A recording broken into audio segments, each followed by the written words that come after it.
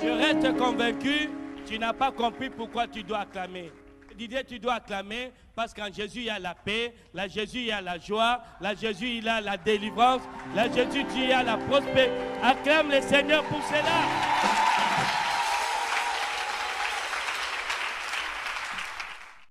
Tu termineras l'année avec joie. Cette conférence te prépare pour chanter avant le 31 décembre. Je crois que quelqu'un va danser partout où il sera à cause de ce que Dieu fera dans ta vie. Alléluia. Que Dieu soit loué. Nous parlerons du chant de Dieu. Dis à ton voisin le chant de Dieu. Le Dieu de la Bible se présente comme un cultivateur, comme un planteur. Il se présente aussi comme un semeur. Et ce Dieu-là a un chant. Et nous allons trouver sa pensée dans quelques versets bibliques dont nous allons partager ensemble. Nous commencerons par Matthieu 13.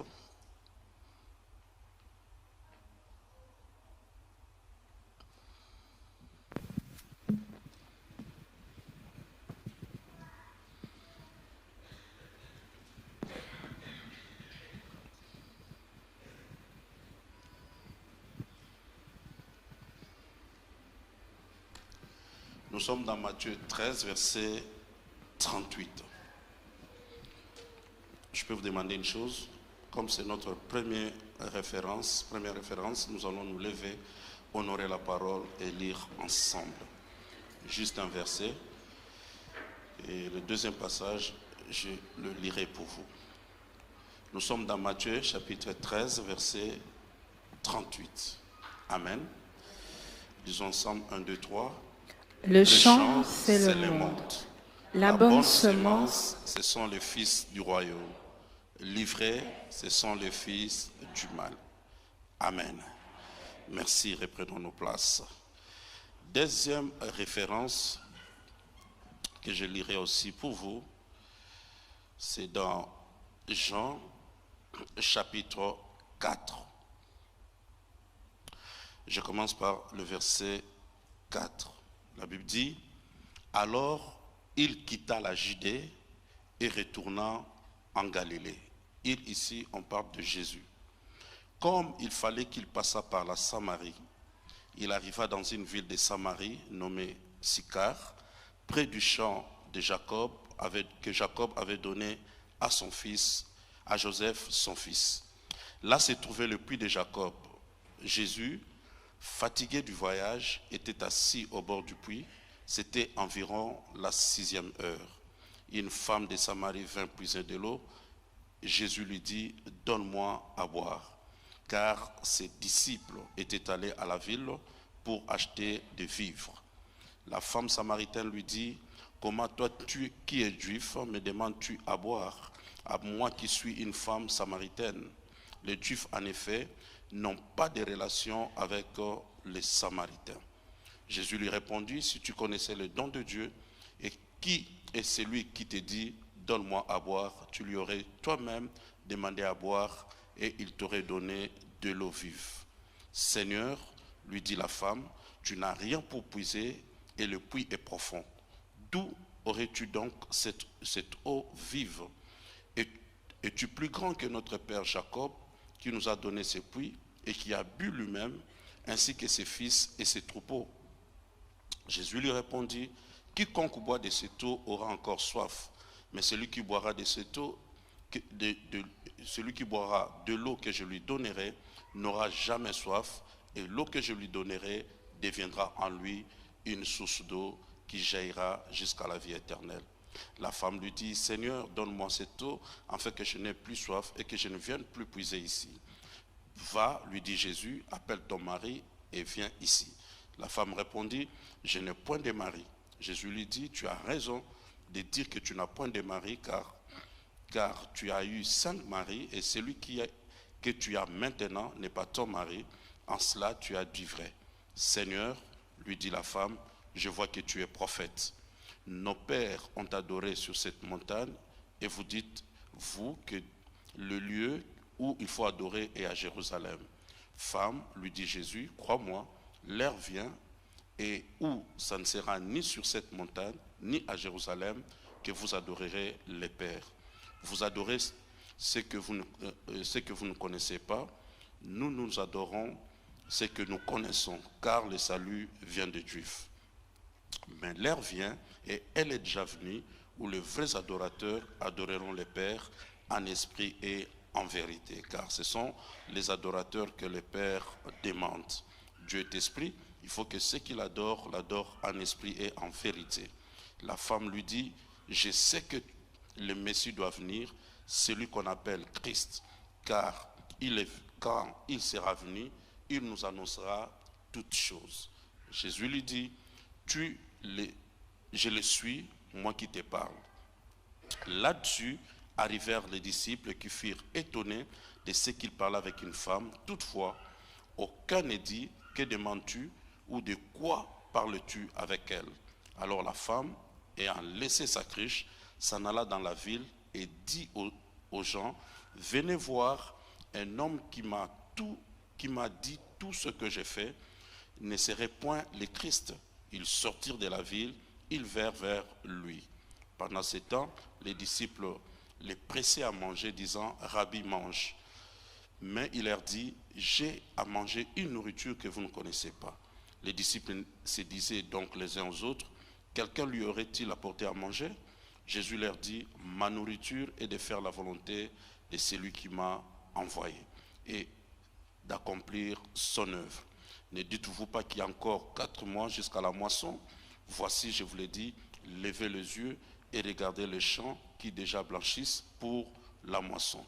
Celui qui moissonne reçoit un salaire et amasse des fruits pour la vie éternelle, afin que celui qui sème et celui qui moissonne se réjouissent ensemble.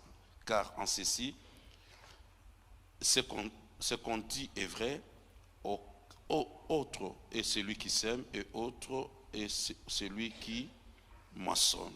Je vous ai envoyé moissonner ce que vous n'avez pas travaillé, d'autres ont travaillé et vous êtes rentrés dans leur travail. Plusieurs Samaritains de cette ville crurent en Jésus à cause de cette déclaration formelle de la femme. Il m'a dit tout ce que j'ai fait. Aussi, quand les Samaritains vinrent le trouver, ils le prirent de rester auprès d'eux. Il resta là 2 jours. Un beaucoup plus grand nombre crurent à cause de sa parole.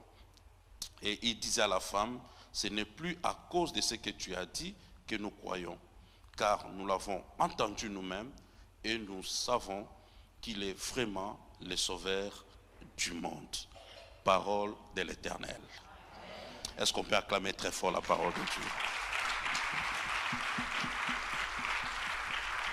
Gloire à Dieu.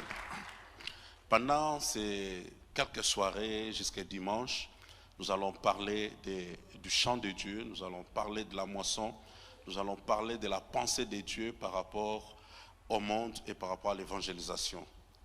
Mais pour ce soir, je voulais ensemble avec mes frères et sœurs nous partager sur la pensée de Dieu, la manière de faire de Dieu par rapport au monde. La première référence que nous avons lue, la Bible nous parle d'une parabole de Jésus, où Jésus expliquait à ses disciples, il leur disait qu'il y a eu un homme qui est sorti pour s'aimer, et dans son champ, il a sémé de bons grains, mais le voleur est venu de nuit, il a sémé de mauvais grains, où dans le même champ, il est arrivé que la bonne semence a poussé, l'ivraie aussi a poussé. Et à la fin, il explique pour dire que le champ de Dieu, c'est le monde. Amen. Le champ de Dieu, c'est le monde. Le champ de Dieu par rapport à la vision de Dieu, par rapport à la pensée de Dieu, Dieu voit le monde non de la manière dont nous, peut-être chrétiens, nous voyons le monde. Très souvent, l'ennemi a mis une mauvaise sémence à nous, de voir le monde comme étant, je parle ici des mondes comme des personnes qui n'ont pas encore reçu Jésus, comme étant déjà des damnés, des personnes qui sont déjà condamnées, et nous n'avons rien à faire avec eux. On les laisse dans leur coin, et nous quand nous restons entre nous, parce que nous sommes des sauvés.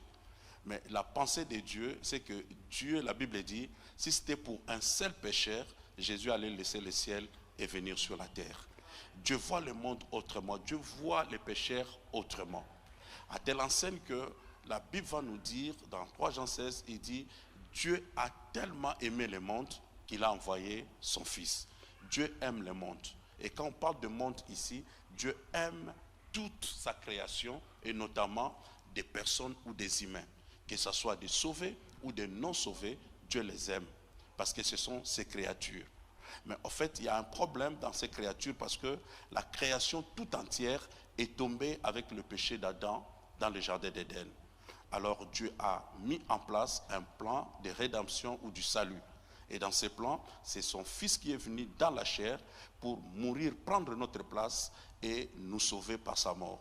Et maintenant, la voie maestra, c'est toute personne qui va croire à l'œuvre de Jésus, les recevoir comme Seigneur et Sauveur, cette personne-là est sauvée. La Bible nous dit que le monde et le champ de Dieu, ben Dieu passe par l'évangélisation. Dieu passe par la bonne nouvelle pour toucher les personnes et que ces personnes soient sauvées. Une fois sauvées, Dieu est en train d'atteindre le monde. Mais le monde aussi, selon la pensée de Dieu, ce n'est pas encore une multitude de personnes. Dieu ne vise pas encore une multitude de personnes. Dieu vise l'individu. Dieu a souci à une seule personne, un seul pécheur. Parce que Dieu sait que si toi tu es sauvé, par toi, il peut toucher ta famille. Il passe toujours par une personne. Dieu va cibler une personne. Et c'est pour cela que tu remarqueras, peut-être dans ta famille, tu es la seule personne à être sauvée. Et c'est toujours dans le plan de Dieu. Mais par une seule personne, Dieu saura atteindre le reste. Tu verras dans la manière de faire de Dieu, depuis le commencement, Dieu a toujours travaillé avec un individu et non avec la collectivité. Dieu sauve une personne. Il sauve Moïse pour sauver les autres. Il envoie Jésus et Jésus nous montre par les textes que j'ai lus, c'est tellement long, mais je l'ai lu pour une bonne compréhension. Par Jésus, tu verras qu'il nous a montré la manière de faire pour toucher le monde. La manière de faire pour arriver à évangéliser, à amener la bonne nouvelle aux autres. Nous sommes sauvés pour sauver les autres. Amen. Nous sommes sauvés parce qu'on est devenu sur la terre la bouche de Dieu, la main de Dieu et les pieds de Dieu. Dieu t'a sauvé pour un but. Dieu t'a sauvé pour le servir. Et le meilleur service de Dieu, le souci de Dieu, c'est que le monde soit sauvé. Jésus venant sur la terre, c'est Dieu dans la chair. Mais dans la chair, il a fonctionné d'une manière qui nous aide à comprendre quelle est la pensée de Dieu et comment travailler pour atteindre l'humanité ou atteindre le monde par l'évangélisation. Je répète encore, Dieu a souci d'une seule personne. Il commence par une personne, mais il sait qu'à la fin, il va toucher toute l'humanité. Il a commencé avec quelques disciples, il a laissé moins de 5000 disciples, ils se sont multipliés après sa mort, mais il a dit que cette parole sera prêchée jusqu'aux extrémités de la terre. Il n'était pas pressé d'avoir déjà une grande église, mais il a commencé par quelques individus. Je crois de tout mon cœur que Dieu a commencé par toi, mais pour un plan merveilleux. Je vois une personne dans cette salle qui sera une grande évangéliste dans son temps, dans sa famille et dans sa nation. Parce que Dieu commence toujours par une personne. Tu es importante par rapport à ton salut. Quelqu'un peut me dire un amen bien? Amen. Alors je vois la manière de fonctionner de Jésus par rapport à l'évangélisation. La Bible nous montre un exemple dans Jean 4, et le texte qui est très connu, qu'on a dénommé la femme samaritaine. Okay? La Bible dit que Jésus venait de faire un grand travail, ses disciples baptisés, à tel point que les pharisiens ont su que Jésus baptisait, mais en réalité ce n'est pas lui-même qui baptisait, c'est son équipe, et il baptisait plus que les disciples de Jean. Alors, toutefois, ce n'est pas Jésus qui baptisait, mais c'était ses disciples. Vu qu'il y avait maintenant une foule de personnes qui voulaient venir là où était Jésus, la Bible dit alors Jésus quitta la Judée et retourna en Galilée. Mais comment? La Bible dit comme il fallait qu'il passât par la Samarie. Dans d'autres textes, c'est comme si on disait, c'est comme s'il était obligé. C'était obligatoire qu'il puisse passer par la Samarie. Tout simplement parce que il n'y a pas d'hasard dans la Bible. Tout ce qui est écrit dans la Bible a une signification. Et il y a un détail dans tout ce qui est écrit dans la Bible. Jésus qui quitte la Judée et qui devait retourner en Galilée, mais obligé de passer par la Samarie.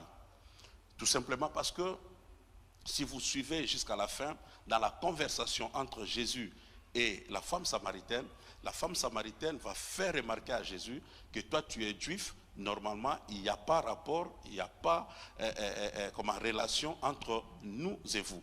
Mais comment toi tu veux me parler, toi qui es juif? Les juifs étaient considérés comme des hommes pieux, des personnes qui étaient vraiment en bonne relation avec Dieu. Et par conséquent, tout peuple ou toute personne qui ne connaissait pas le vrai Dieu d'Israël ou qui n'était pas d'origine d'Israël, il n'était pas considéré comme quelqu'un de pieux ou quelqu'un de pur. Il était considéré comme un impur. Or, dans la manière de s'établir en Israël, il y a eu des étrangers qui sont venus s'installer dans cette partie appelée la Samarie. Et la Samarie se trouvait presque au centre, parce que Jérusalem avec les temples était au sud et la partie de Judée était au nord. Mais pour un juif pieux qui devait quitter Jérusalem, là où étaient les temples, parce que là où étaient les temples était considéré comme le nœud, comme le centre, le noyau même du cœur d'Israël. C'est là où était Dieu, c'est là où était la présence de Dieu. C'est là où il y avait un peuple qui connaissait Dieu, c'était la cité de David. Mais il y avait un souci. Comme les Samaritains étaient au centre, c'était des peuples, la plupart habités par des étrangers, donc ils ne connaissaient pas Dieu, qui n'obéissaient pas aux rites écrits dans la loi, et qui parlaient aussi non un hébreu pur, mais un hébreu avec un accent des étrangers. Donc on les considérait vraiment comme des impurs. Alors pour un juif pieux et pur, il n'est pas permis d'entrer dans Samarie. Parce que le fait déjà de fréquenter Samarie ou de passer par la Samarie, toi-même tu étais souillé. Alors, il se permettait de quitter Jérusalem pour aller en Judée. Il devait faire un détour. Il devait faire un long trajet par rapport à traverser Samarie. Admettons que Samarie c'est là au centre. Je traverse Samarie, je suis déjà de l'autre côté en Judée. Mais je préfère, comme je suis pieux, comme moi je connais Dieu et que ce peuple-là est impur, je dois faire le contour, détourner Samarie jusqu'à arriver dans Judée. Donc il mettait plus de temps, il faisait plus de kilomètres pour arriver là-bas, tout simplement pour éviter d'être en contact avec une personne souillée de Samarie. Si on sait que tu es passé par Samarie, ou tu as été en contact avec un Samaritain, on te considère directement de souillé.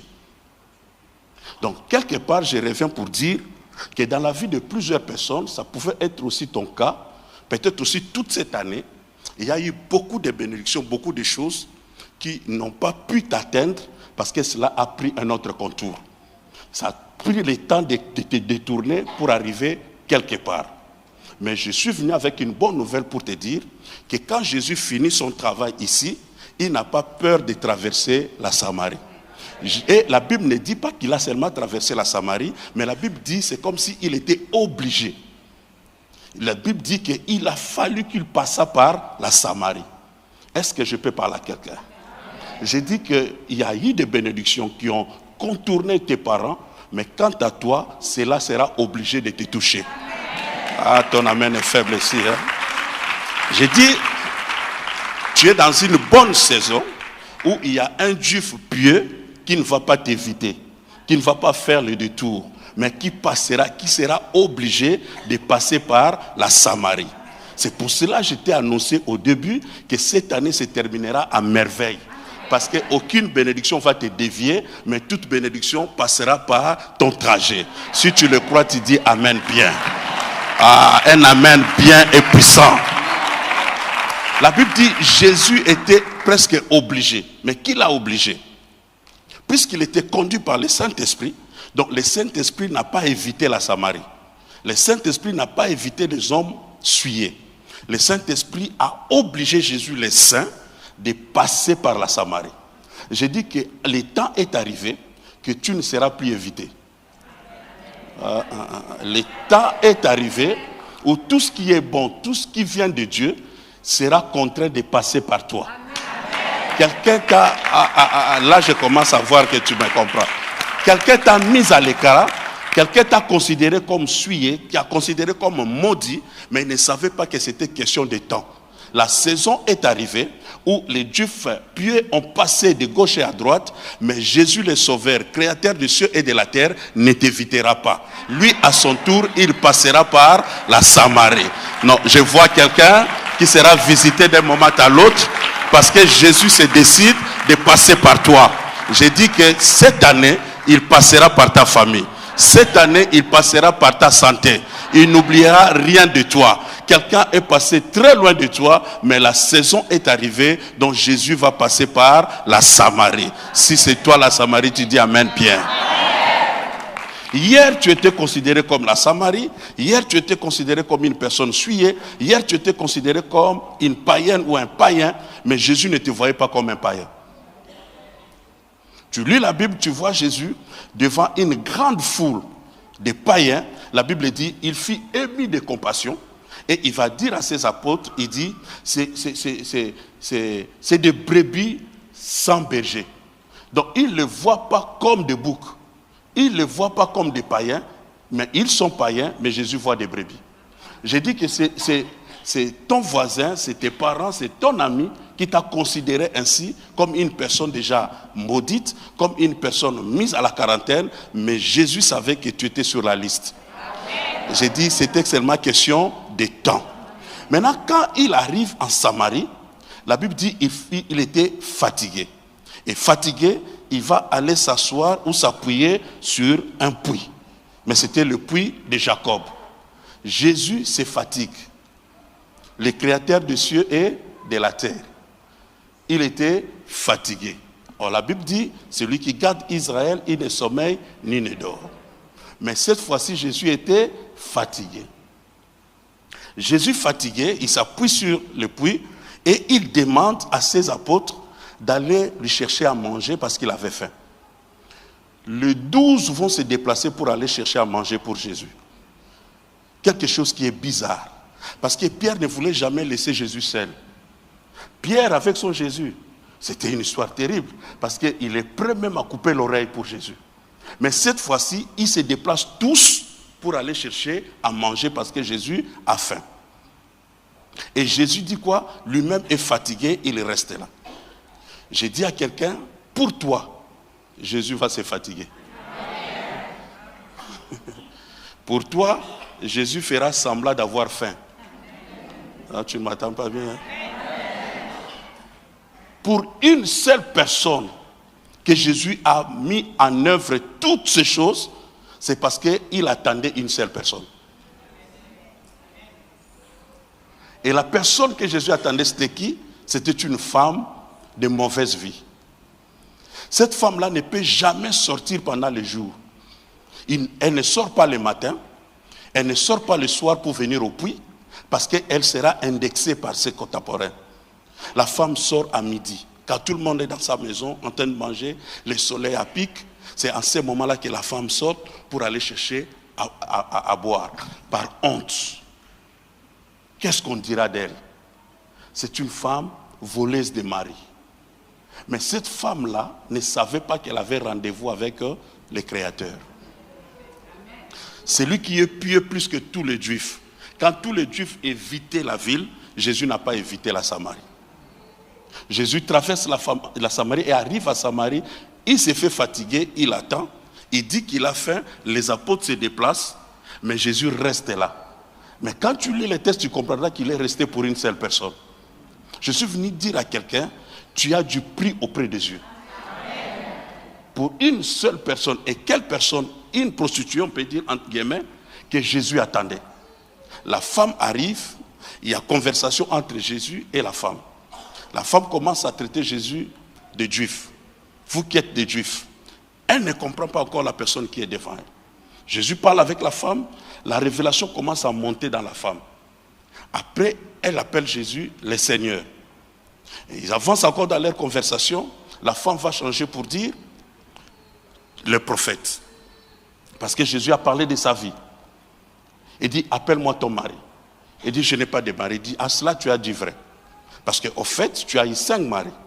Même celui qui est dans ta maison maintenant là, ce n'est pas ton mari. Donc Jésus a dévoilé les secrets de son cœur. Et quand la femme a vu ça, il dit, je sais que le Messie doit venir. Donc la femme commence à comprendre peu à peu que celui qui est devant moi peut être aussi extraordinaire que ça, mais moi je sais que le Messie doit venir. Et Jésus se présente. Or, dans plusieurs récits, Jésus a toujours caché son identité. Ne voulait pas que les gens sachent qu'il est le Messie. Mais face à la femme, Jésus a dit, je le suis. Et quelle femme? Une femme de mauvaise vie. Je voulais dire que quand Dieu traite avec le monde qui est son champ, Dieu commence par une seule plante. Une seule personne. Mais Dieu sait que par une seule plante, il peut avoir toute une forêt. Alléluia. La femme commence à comprendre que Jésus, petit à petit, Jésus dévoile les secrets de son cœur. Jésus est resté là pour seulement rencontrer cette femme. Pourquoi? Si les apôtres étaient là, Jésus n'aurait pas l'occasion de parler avec cette femme. Les apôtres étant des hommes religieux, des juifs purs, allaient empêcher Jésus de parler avec une telle femme. Mais Jésus n'a pas gardé, n'a pas, je dirais, protégé ou cherché à protéger son témoignage. Quant à nous, on dira, j'évite de parler avec telle personne, comme elle est de mauvaise vie, parce que les gens vont dire tout cela. Jésus n'a pas évité cela. Donc je dirais que Jésus a risqué. Il a mis en jeu son nom et son ministère, mais c'était pour sauver une seule personne. Qu'elle soit de mauvaise vie jusqu'à ce point-là, Jésus est resté seul avec cette femme-là, vis-à-vis en train de converser. À telle enseigne que quand les apôtres rentrent et trouvent le maître en train de parler avec la femme, ils ne se rendent pas compte et ils se posent des questions entre eux. Mais de quoi ils sont en train de parler? Parce que ce n'était pas l'habitude des Juifs. Je suis venu seulement dire à une personne qu'il y a un Dieu au ciel qui commence un travail dans la vie d'une seule personne. Mais ce travail que Dieu commence dans la vie d'une seule personne va atteindre des milliers de personnes. C'est comme cela, tu ne sais pas pourquoi tu es là ce soir, tu ne sais pas pourquoi Dieu t'a créé et pourquoi Dieu t'a amené dans cette réunion. C'est parce que Dieu veut te donner une direction parfaite de ta vie. Il y a une chose que tu dois accomplir dans ce monde. Tu es venu en mission.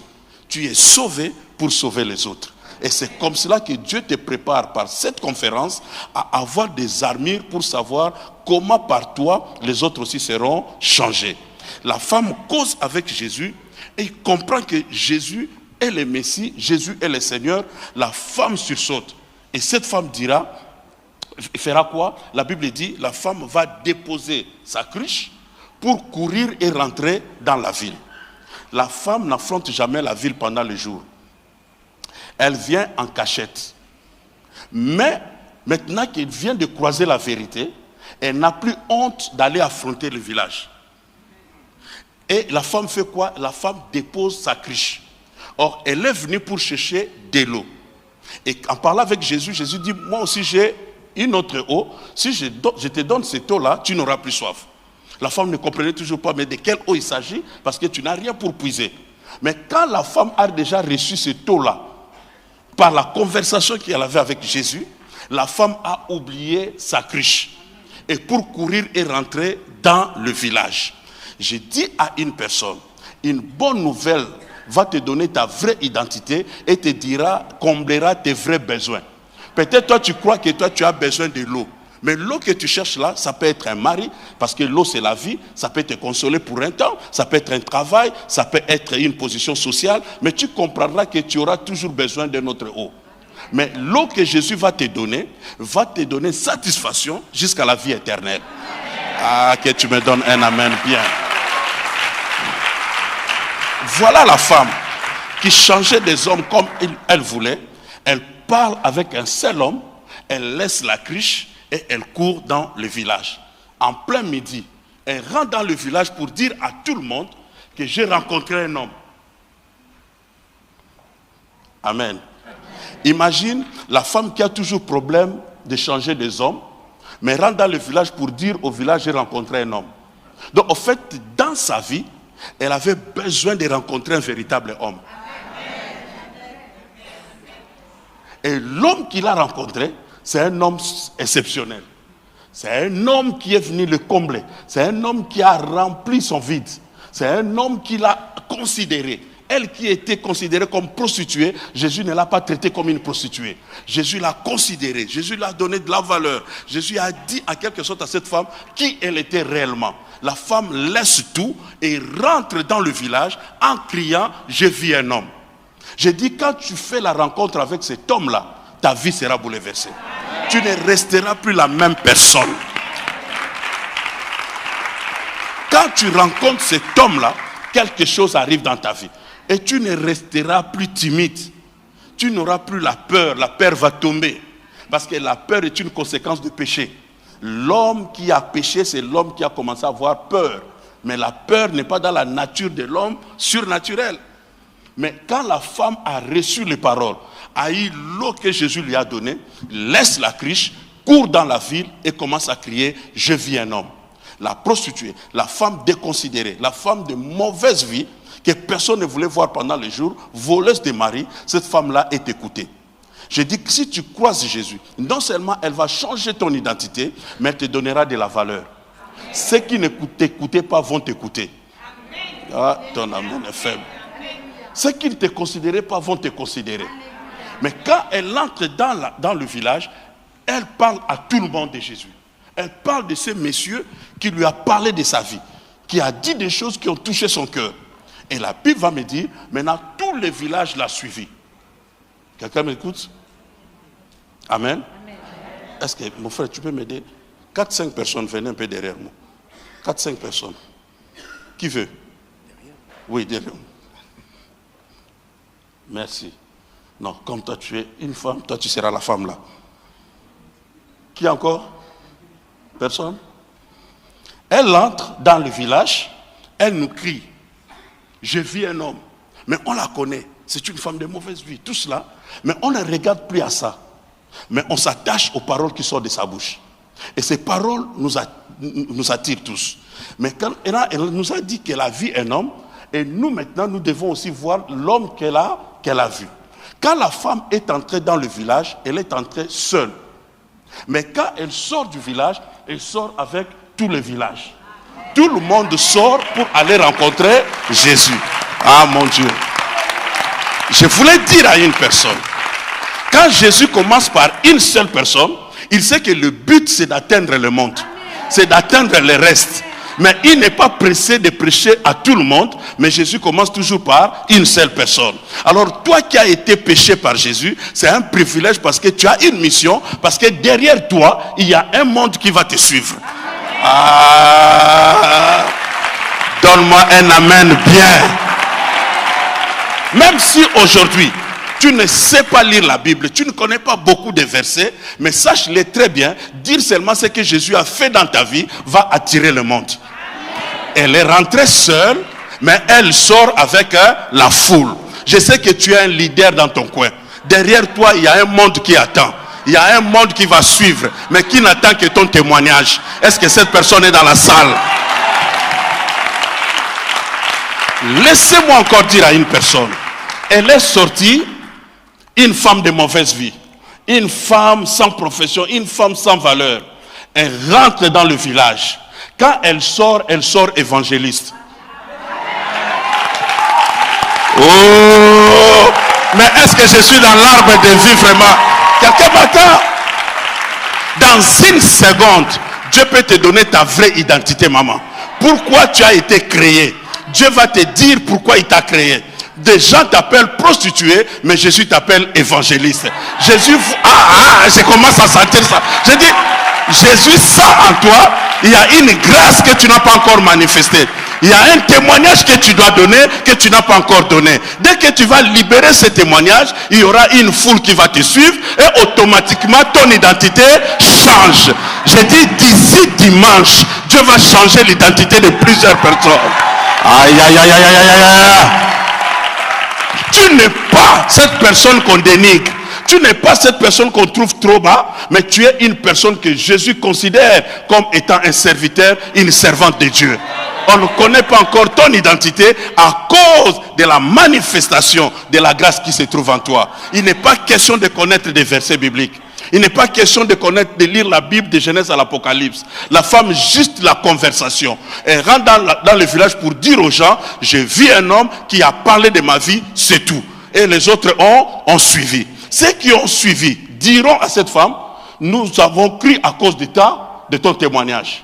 Mais quand ils rencontrent Jésus en personne, et qu'ils écoutent Jésus, ils se retournent. Lis bien ta Bible, ils diront à la femme, avant, on a cru au monsieur parce que toi tu nous as témoigné. Mais maintenant que nous-mêmes nous l'avons écouté.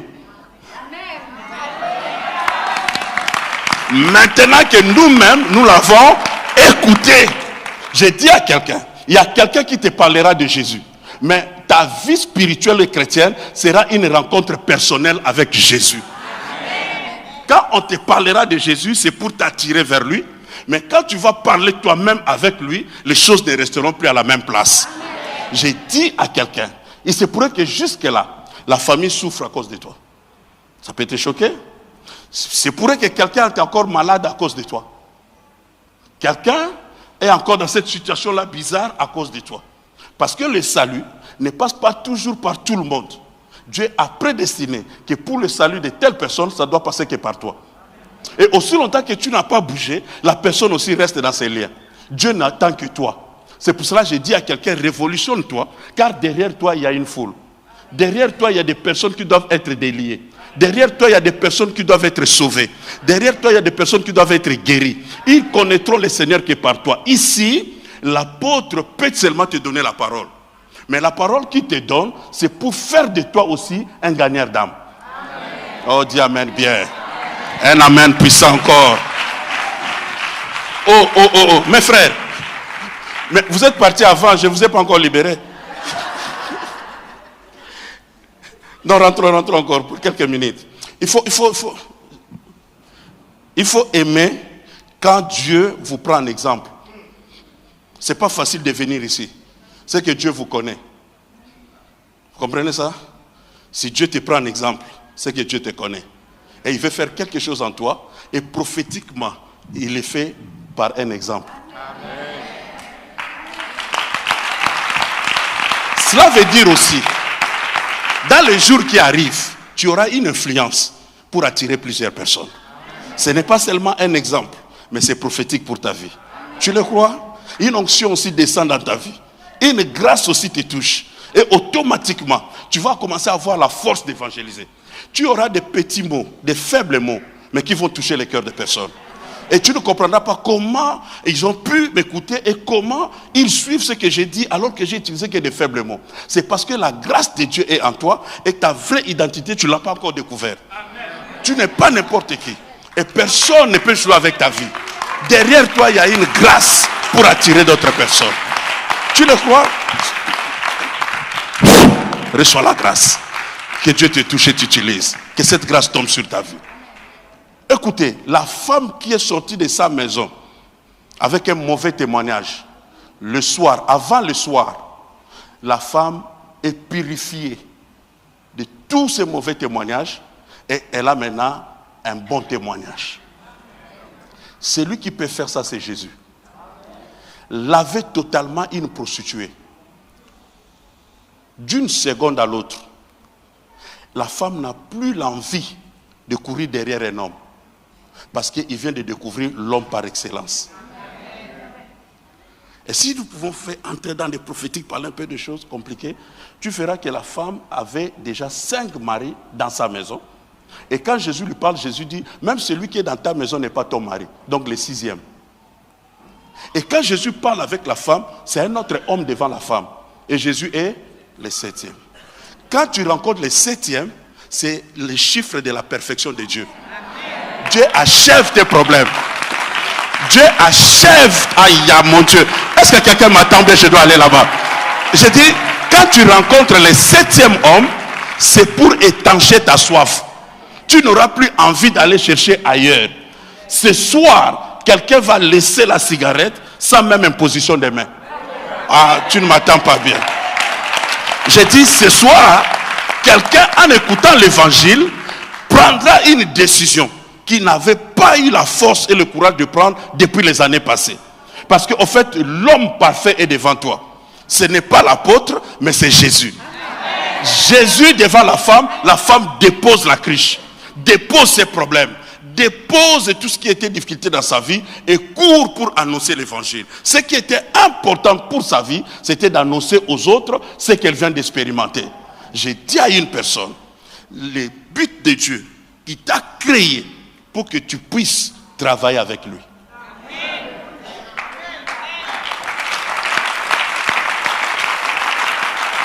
Il est au ciel et il t'a mis sur la terre.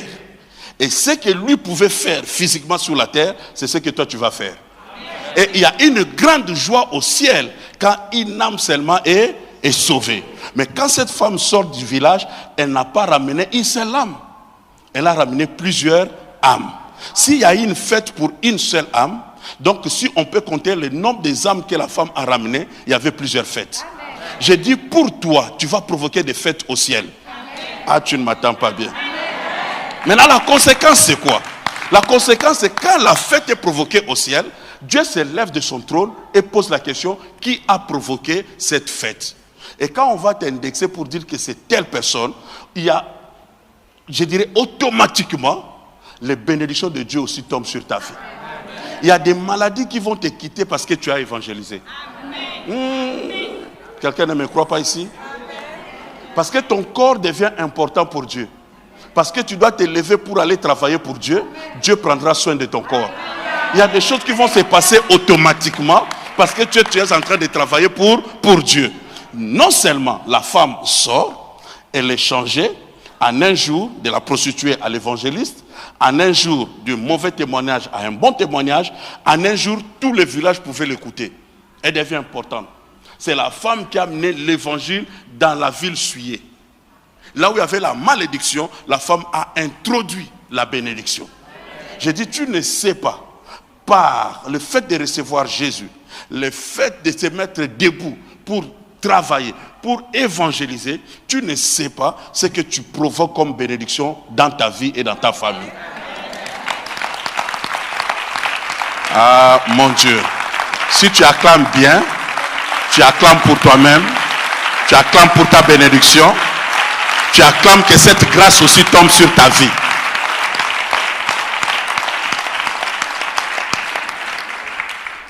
Que le Dieu de la Bible fasse semblant d'être fatigué pour une personne. Amen. Pour changer ton histoire, Dieu est capable d'être fatigué. Et pour te bénir, Dieu peut chasser tout le monde et rester seul. Il chassera tout le monde pour te faire du bien. Tout ce qui pouvait empêcher ta bénédiction, ta rencontre personnelle avec Jésus, Dieu va commencer à les écarter. Dieu va commencer à les écarter. C'est pour cela que moi je viens comme un prophète pour t'annoncer les choses qui doivent arriver d'ici la fin de l'année. Je dis d'ici la fin de l'année. Ça va aller très vite que ça. Quelqu'un ici changera d'identité. Une personne ici sera appelée prophète et prophétesse. Une personne ici sera appelée évangéliste. Une personne ici aura la grâce de Dieu. Et tel que je dis ces choses, toutes ces personnes que Dieu a mis dans sa liste pendant cette conférence, Dieu est en train de les toucher. Dieu est en train de les visiter. Dieu est en train de les convaincre. Dieu est en train de leur parler. Dans ton cœur, tu ressens déjà qu'il y a quelque chose par rapport à ça. Tu as trop longtemps fui l'appel de Dieu. Or, ta vie est liée à cet appel. Dès que tu crois à lui, dès que tu l'acceptes et tu acceptes de travailler pour lui, c'est le début pour toi. On n'a pas... Oh mon Dieu. Oh mon Dieu. Ancien Pascal, il n'y a pas le nom de tout le monde dans la Bible. Ok? Même le nom de cette femme, on ne la mentionne pas. Mais au moins nous connaissons qu'il y a eu une femme samaritaine. Une femme dans une ville maudite. Une femme qui était déconsidérée. Mais une femme qui est restée dans les annales. À cause de répondre à l'appel de Dieu. D'écouter Dieu. D'accepter et d'entrer dans la ville. Faire un travail. Ça ne se passera pas par une autre personne si ce n'est que par toi. Dieu passera que par toi pour changer l'histoire de cette ville. Dieu passera que par toi pour changer l'histoire de ta famille. Dieu passera que par toi pour changer l'histoire de ton environnement. Je crois qu'il y a une nouvelle saison qui s'annonce pour une personne dans cette salle. J'ai dit, il y a une nouvelle saison qui s'annonce. Que la grâce de Dieu te touche. Que la grâce de Dieu te visite. Que la grâce de Dieu te change. Que l'onction de l'évangélisation s'empare de toi. Que la timidité te quitte. Que tu ouvres la bouche pour annoncer les merveilles de Jésus. Juste ce qu'il a fait dans ta vie, tu peux le dire à ton voisin. Dieu va utiliser seulement ces paroles et toucher le cœur d'une personne et l'amener dans le Seigneur. Et quand tu as gagné une seule personne, il y a du prix aux yeux de Dieu. Ta vie aussi est bénie. Alléluia. Merci, merci, merci, merci. Je suis venu dire à quelqu'un, considère cette soirée et cette conférence, parce que ça va t'amener quelque part. Cette conférence va t'établir. Cette conférence va te définir qui tu es. Tu vois, toute sa vie, les gens la considéraient comme une femme voleuse de mari. Or, en réalité, c'était une fille de Dieu, une servante de Dieu. Le diable va dévier ta destinée. Mais Jésus est revenu pendant cette conférence pour redresser ta destinée. Donner du sens et du goût à ta vie. Et te montrer réellement pourquoi il t'a créé. Quelqu'un ici aura de la valeur dans les jours qui arrivent. On te regardera autrement. On te saluera autrement à cause de Jésus que tu portes. Tu seras témoin de Jésus et Jésus va valoriser ta vie. Une femme de très bas niveau, déconsidérée, en un jour, c'était la leader de tout un village. Tout le monde était derrière la femme pour suivre celui qui sauve. Si tu portes celui qui sauve, l'humanité entière cherche que le salut. Mais ils ne savent où aller. Ils vont dans l'occultisme, ils vont dans des choses inutiles parce qu'ils ne savent où, ils n'ont personne pour leur dire que j'ai vu le monsieur. J'ai connu le Seigneur. Je sais où vous amener. Or toi, Dieu t'a fait grâce de connaître Dieu. Et ce n'est pas pour rester chez toi avec ce Dieu-là, mais c'est montrer ce Dieu-là aux autres. Et aussi longtemps que tu feras le travail et que les autres seront bénis par ta vie, sache-le que la bénédiction aussi entre dans ta vie, mais ça ne s'arrêtera pas par toi. La bénédiction est générationnelle. Ça passera par toi, par tes enfants et des petits-enfants, arrière-petits-enfants, à cause de la présence de Dieu dans ta vie.